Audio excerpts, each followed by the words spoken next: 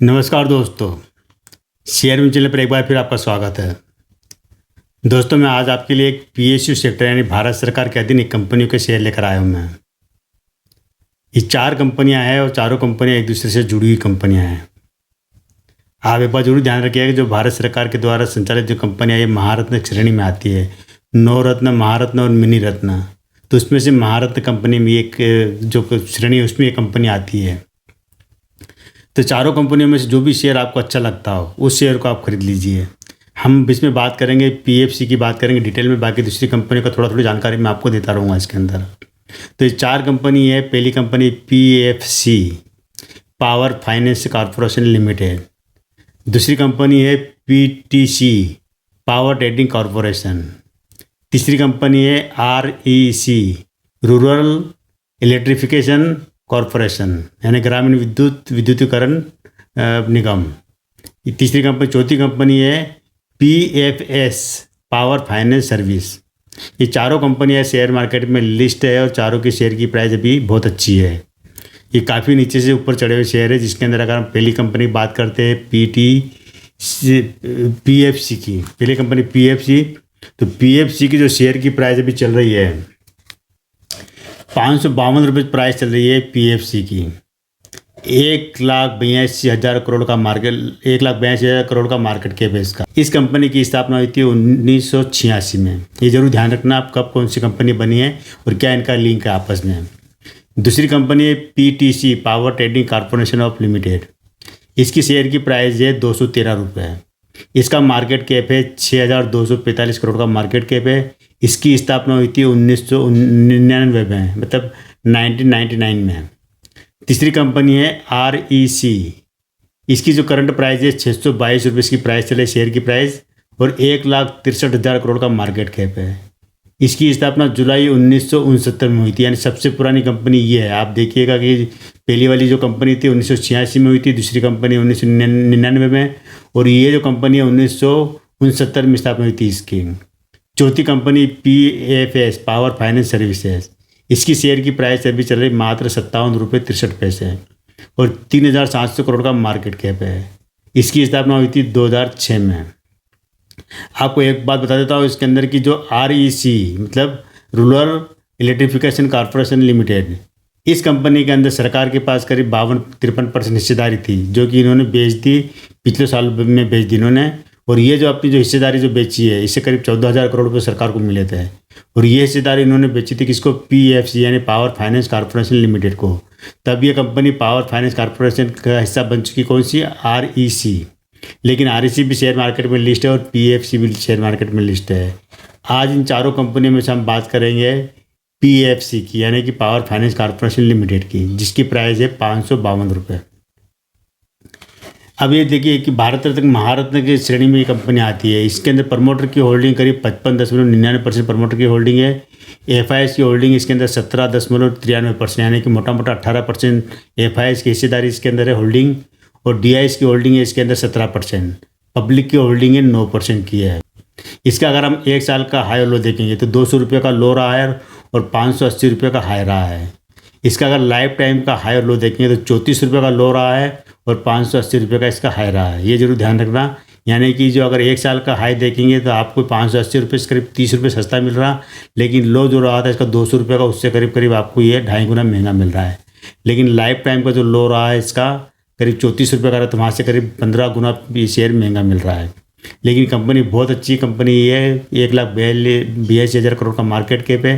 और अभी मैंने आपको बताया था कि आरईसी जो कंपनी है वो इसके अधीन आ गई है, जो कि जिसमें भारत सरकार की हिस्सेदारी इन्होंने खरीदी थी। ये जरूर पॉइंट है, ध्यान रखना है इसके अंदर। पीई रेशियो इसका 18.89% का है। स्टॉक पी इसका 8.75 का है। बुक वैल्यू इसकी है 306 रुपये बुक वैल्यू, यानी बुक वैल्यू के मुकाबले कह सकते हैं कि 1.5 गुना शेयर महंगा खरीद रहे आप, 1.5 गुना महंगा। आरओसीई इसका है 9.85 का इसका आरओसीई। आरओई इसका है 21.3 का है और फेस वैल्यू इसकी 10 रुपये है। हम CAGR देखेंगे यानी कंपाउंड ग्रोथ रेट देखेंगे तो 18% की रही 10 साल में और 5 साल में रही है 46%। शेयर से ग्रोथ इसकी 16% की रही है 10 साल में और 5 साल में है 17%। प्रॉफिट अगर देखे जाए तो इसके अंदर प्रॉफिट ग्रोथ रही 14% की रही 10 साल में, और 5 साल में 15% की। डिविडेंड यील्ड है इसकी है 19% की है 10 साल में, और 5 साल में इनकी 20% की है। ये जरूर ध्यान रखना है इस पॉइंट को। अब हम आ जाते हैं इसके रेवेन्यू पर। जो क्वार्टरली रेवेन्यू की बात करते हैं तो यहाँ पर सितंबर 23 में मतलब हम 4 क्वार्टर का रेवेन्यू देखेंगे इसके अंदर, सितंबर 23, दिसंबर 23, मार्च 24 और जून 24 का। तो लेटेस्ट उनका जो रेवेन्यू आया है जून 2024 का हुआ है 24,717 करोड़ का रेवेन्यू आया है। और इन्होंने जो ब्याज के रूप में पैसा चुकाया 15,919 करोड़ रुपये ब्याज में चुकाया, और जो खर्चा हुआ 311 करोड़ का। और यहाँ पर प्रॉफिट देखे जाए तो इनको 7,182 करोड़ का नेट प्रॉफिट हुआ, सारे खर्चे काट कुटाकर। मार्च 2024 में अगर रेवेन्यू देखा जाए तो वो 24,141 करोड़ का रेवेन्यू रहा है, और 15,152 करोड़ रुपये इन्होंने ब्याज की चुकाए, और -588 करोड़ का इनको मतलब नुकसान हुआ है। मतलब ये मतलब खर्चा कम हुआ है इसका। प्रॉफिट की बात करें तो इनको 7,556 करोड़ का नेट प्रॉफिट हुआ है। दिसंबर 2023 में इन्होंने 23,572 करोड़ का रेवेन्यू आया, 14,827 करोड़ का इन्होंने ब्याज चुकाया, और 791 करोड़ का इनका खर्चा आया, और 6,292 करोड़ का इनको नेट प्रॉफिट हुआ। सितंबर 2023 में देखा जाए तो 22,391 करोड़ का इनको रेवेन्यू आया, 14,313 करोड़ का इनको ब्याज चुकाया, और -551 करोड़ यानी कि खर्चा कम हुआ इनका। तो प्रॉफिट इनका रहा है 6,628 करोड़ का नेट प्रॉफिट रहा है। सालाना हम देखते हैं 2021, 2022, 2023 और 2024। अगर 4 साल का हम देखते हैं रेवेन्यू की बात करते हैं, 2021 में इनको 71,656 करोड़ का रेवेन्यू आया था, और जो ब्याज चुका है इन्होंने 44,684 करोड़, और नेट प्रॉफिट हुआ इनको 7,102 करोड़ का नेट प्रॉफिट हुआ। कब? 2021 में। 2021 में इनका जो रेवेन्यू आया है 71,656 करोड़ का इनका रेवेन्यू आया, 44,684 करोड़ का इन्होंने ब्याज चुकाया, और 7,102 करोड़ रुपये खर्चा हुआ। नेट प्रॉफिट हुआ इनको 15,716 करोड़ का। 2022 में इनको आया रेवेन्यू 76,262 करोड़ का रेवेन्यू आया इनको, 44,709 करोड़ रुपये के इन्होंने ब्याज चुकाया, और 8,215 करोड़ रुपये इनका खर्चा हुआ। नेट प्रॉफिट हुआ इनको 18,768 करोड़ का नेट प्रॉफिट हुआ है। 2023 की बात करेंगे तो वहाँ पर 77,684 करोड़ का रेवेन्यू आया, 47,017 करोड़ रुपये इन्होंने ब्याज भी चुकाए है, और 4,167 करोड़ रुपये इनका खर्चा हुआ है। नेट प्रॉफिट हुआ है 21,179 करोड़ का नेट प्रॉफिट हुआ है।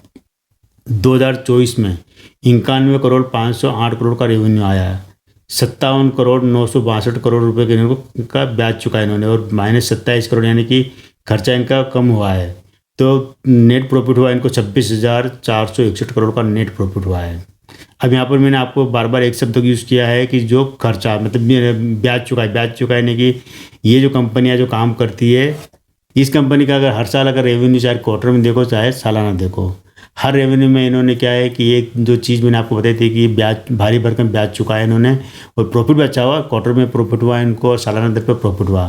तो ब्याज चुकाने की वजह क्या रहती है भी आपको बताता हूँ कि क्या होता है कि ये जो फाइनेंस सेक्टर की कंपनियाँ हैं, चारों कंपनियों का काम एक जैसा ही है लगभग, जो मतलब क्या कि बिजली क्षेत्र के सुधार रखरखाव और उनका निर्माण और उनका वितरण वगैरह का काम देखती कंपनी का क्या है कि जितनी भी तरह का जो बिजली उत्पादन होता है, चाहे प्राइवेट सेक्टर के हो चाहे सरकारी सेक्टर के हो, thermal power, hydro power, wind power और सोलर पावर, जितनी भी तरह कंपनियाँ जो बनाती है बिजली बनाती है, उनके लिए फाइनेंस यानी वित्त का इंतजाम करती है। इसके अलावा ये क्या करती है कि जितनी भी जो रखरखाव वगैरह उसका खर्चा होता है, इस जो बिजली का वितरण, बिजली का जो गाँव का विद्युतीकरण करना वगैरह, वो काम भी कंपनी करती है, और उसके लिए पैसे के जुगाड़ ये कंपनी करती है। और इसके अलावा रेलवे के लिए इनके लिए काम करती है, रेलवे के लिए, बंदरगाह के लिए, हवाई अड्डों के लिए काम करती कंपनी। तो क्या होता है कि जितनी भी कंपनी के लिए काम करती है, वहाँ पर क्या है कि उन जो भी कंपनी ठेका लेती है काम करती है, मान लो कि किसी गांव में विद्युतीकरण करना है, या किसी बंदरगाह पर, या किसी रेलवे ट्रैक पर विद्युतीकरण करना हो, या रेलवे का, तो जो भी काम होता है जो कंपनी करती है, तो उसके लिए सबसे पहले कंपनी क्या है कि वित्त का इंतजाम करती है, फाइनेंस का। तो फाइनेंस का इंतजाम कैसे करती है कि ये जितनी जो NBFC कंपनियाँ वगैरह, जितनी भी और भी लोग जो पैसा देते हैं, उनसे कंपनी पैसा उधार लेती है, बैंकों से भी लेती है, दूसरे से बैंक लेती है, और इन कंपनी की मदद करती है, जो कि इस तरह से बिजली सुधार के बिजली कार्यक्रमों से जुड़ी हुई कंपनियाँ हैं। उनको ये मदद करती, चाहे सरकारी कंपनी होगी जो बिजली का काम करती है उसको मदद करती है, और निजी क्षेत्र कोई काम करती है उसको मदद करती है कंपनी। तो वहाँ पर क्या होता है कि बाहर से पैसा लेके उनको मदद करती है, जब वहाँ से जब वापस पैसा आता है तो उनको चुकाती, जिनसे उन्होंने पैसा लेके जो दूसरी कंपनी को दिया था। तो जो पैसा चुकाती वहाँ पर उनको जो ब्याज मिलता है, वही ब्याज जो मैंने बार बार उपयोग करा कि इन्होंने ब्याज में इतना 1000 करोड़ रुपये चुकाया, इतना 1000 करोड़ रुपये हर क्वार्टर में चुकाया या सालाना चुकाया। तो वो यही से चुकाते हैं कि वो जो पैसा इन्होंने लिया था लोगों से या बैंकों से या एनबीएफसी कंपनियों से या निजी फाइनेंशियल वगैरह जिससे पैसा लिया होगा, कहीं से चाहे विदेश से भी कहीं से भी लिया, तो उस पैसे को ब्याज से चुका तो ब्याज देती है। लेकिन ये जो ब्याज जेब से नहीं भरती, ये जो पैसा जिस कंपनी को पैसा देती है मतलब लेकर, तो वहाँ पर क्या होता है कि उसके लिए जो वहाँ से वापस पैसा आता है वो ब्याज से जाता है। इसके अलावा जितनी जो कंपनियों को बाहर से कोई सामान खरीदना होता है, कोई मतलब जनरेटर खरीदना होता है, बैटरियाँ खरीदना होती है, जैसे विंड पावर के लिए, सोलर पावर के लिए, या उसके निर्माण के लिए कारखाने लगाना होता है, या उसके लिए उत्पादन के लिए बाहर जैसे बॉयलर वगैरह लगाना होता है, जो भी निर्माण के क्षेत्र वगैरह काम करना होता है, फैक्ट्री लगाना वगैरह, उसके लिए कंपनी काम करती है। तो मैंने आपको बताया था कि ये जो कंपनी भारत सरकार की महारत्न कंपनियों की श्रेणी में आती है। ये बात जरूरी है कि कंपनी अपने निवेशकों को डिविडेंड ज़बरदस्त देती है, अच्छा डिविडेंड देती है। तो 3-4 रुपये मतलब अच्छा डिविडेंड देने पर अच्छा है इसका। बोनस कंपनी का नहीं है, हाँ बोनस भी कंपनी ने दिया हुआ है, और इसके साथ ही कब शेयर मतलब अभी तो स्प्लिट नहीं हुआ है, इसकी फेस वैल्यू 10 रुपये फेस वैल्यू है। कंपनी डिविडेंड देती है, बोनस भी देती है, शेयर स्प्लिट नहीं हुआ, फेस वैल्यू इसकी अभी तक 10 रुपये, ये जरूर ध्यान रखना।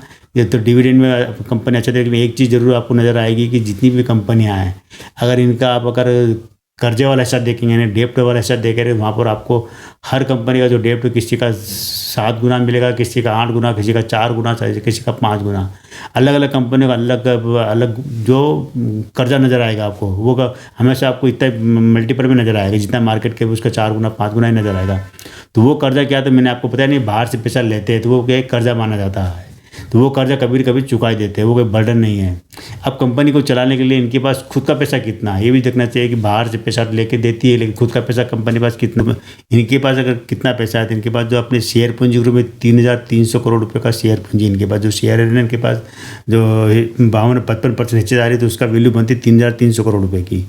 इनके पास जो रिजर्व रखा है वो 97,847 करोड़ का रिजर्व इनके पास है, जबरदस्त अच्छा रिजर्व इनके पास है। कर्ज इनके पास है 8,61,961 करोड़ का कर्जा इनके ऊपर, मैंने बताया ना, करीब 7-8 गुना आपको कर्जा मिलेगा इसके अंदर, सब में मिलेगा। तो इसके अंदर जितना मार्केट के उससे करीब 8,61,961 करोड़ का इनके ऊपर कर्जा है, और अन्य देनदारियाँ इनको 75,770 करोड़ की अन्य देनदारियाँ है। टोटल देखे जाए तो करीब करीब 10,38,877 करोड़ की इनको देनदारियाँ है। जबरदस्त, मैंने कहा था मार्केट कैप से कई गुना आपको देनदारियाँ मिलेगी। अचल संपत्ति इनके पास से मात्र 764 करोड़ का अचल संपत्ति है, यानी कि मोटा मोटा देखे जाए तो कंपनी के पास खुद का 3300 करोड़ रुपए है और 764 करोड़ की संपत्ति, बाकी पैसा इन्होंने जो लगा रखा है वो पैसा इसके अंदर है 97,847 करोड़ रुपये पैसा वो है। लेकिन इस सब के मुकाबले देनदारियाँ बहुत ज़्यादा है, ये जरूर ध्यान रखना। और अलग अगर कंपनी को देखते हैं, चाहे आप किसी भी कंपनी के शेयर खरीद लो, आप ये शेयर नहीं खरीद सकते आप जो कि 550 रुपये का है, तो आप इससे सस्ता शेयर भी खरीद सकते हो, वो आपको मिलेगा PFS का, पावर फाइनेंस कॉर्पोरेशन, वो शेयर मात्र 67 रुपये 57 रुपये शेयर मिल रहा है, वो 57 रुपये में, वो भी आप खरीद सकते हैं, वो भी इसी का हिस्सा है। वो हिस्सा आप PTC का हिस्सा है, वो जो PFS कंपनी है PTC का हिस्सा है वो, और REC हिस्सा, REC की जो कंपनी है वो PFC का हिस्सा है।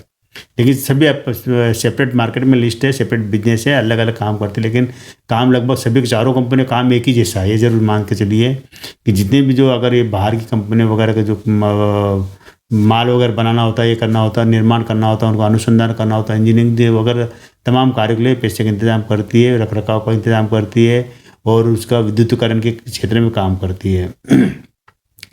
ओवरऑल हम अगर कंपनी को देखते हैं तो कह सकते हैं कि कंपनी यहाँ कभी भी बंद होने वाली नहीं है, ये जरूर ध्यान रखना। ये जरूरी है कि सब में भारत सरकार की हिस्सेदारी ज़बरदस्त है, भारत सरकार के, तो वो कभी न कभी सरकार अपनी हिस्सेदारी इसके अंदर कम करेगी, मतलब और भी कंपनियों में भारत सरकार जो हिस्सेदारियाँ हैं वो सरकार हिस्सेदारी कम करेगी, तो उसमें क्या होता है कि नुकसान नहीं होता। कोई बड़ा खिलाड़ी सामने आता है या किसी उसको जाता है तो उसमें वहाँ से आपको फ़ायदा मिल सकता है। तो ये दोस्तों कंपनी फिर एक बार नाम बता देता हूँ मैं आपको, power finance corporation limited PFS, और शेयर की प्राइस है 552 रुपये। तो आजकल दोस्तों इतना ही, कल फिर मिलते हैं मैं एक नए वीडियो से आप नई जानकारी के साथ, तब तक मेरे चैनल पर बने रहिए। शेयर कीजिए, सब्सक्राइब कीजिए।